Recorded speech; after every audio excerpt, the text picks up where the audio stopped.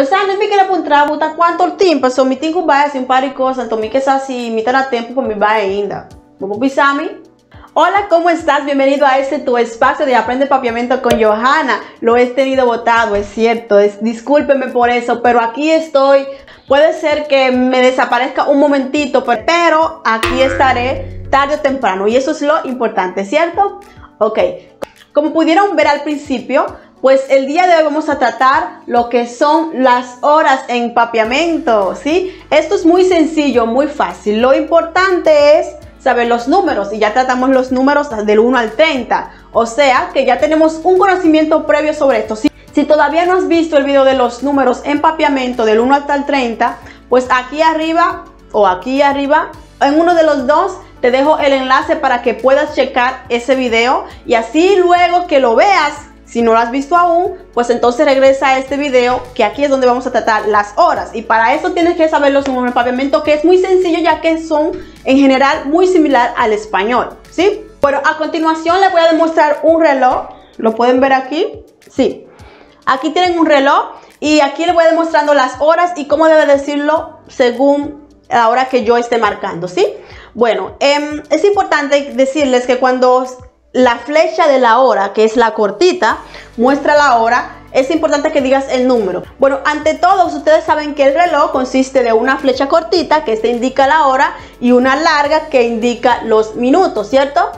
Entonces, si por ejemplo en español, ahorita mismo son las 5 en punto, en papiamento solemos decir ta 5. Y ya recuerden, antes de decir la hora, alguien te tiene que preguntar la hora. Y la pregunta en español es ¿qué hora es? Y en papiamento sería cuantortín. Cuantortín. ¿Qué hora es cuantortín? Y la persona responde ta 5, si son las 5 en punto. Ta 5, 5. No dice 5 y luego or, sino 5. Bueno, a continuación te voy a dar algunos ejemplos de decir las horas en papiamento, ¿sí? Bueno, por ejemplo, ahorita son las 3. Entonces decimos ta 3 hor. 3 hor. Si son las 6, ta 6 hor. Si son las 8, ta 8 hor. La 9, 9 hor. Y así continuamente. Pero me quiero enfocar en la parte de los minutos. Por ejemplo, si ahorita mismo son las 2:15, en papiamento decimos ta cuarto passar de 2. Cuarto passar de 2.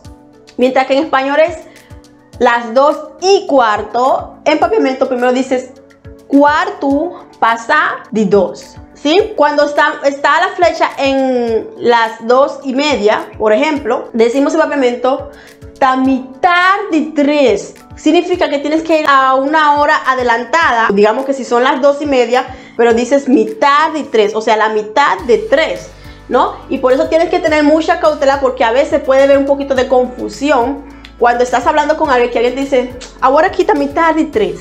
Crees que son las 3:30, te confundes, pero realmente se está refiriendo a las 2:30, ¿sí? O sea, tienes que tener mucho en cuenta con eso. Si ya los minutos pasó lo que es la y media, entonces digamos que está a las 2 o a las 3 menos cuarto, que en español también es un poquito complicado, eso también tiene que tener en cuenta. Para ellos también a veces las horas en español es difícil. En español también se puede decir faltan 15 para las 3, mientras que papiamento está cuarto, ahora aquí está cuarto para 3. ¿Entiende? O sea que cuando decimos la hora en papiamento, primero decimos los minutos y luego vamos a decir la hora. O sea, tengan en cuenta esa estrategia. En papiamento decimos primero los minutos y luego la hora. En español primero decimos la hora y luego los minutos.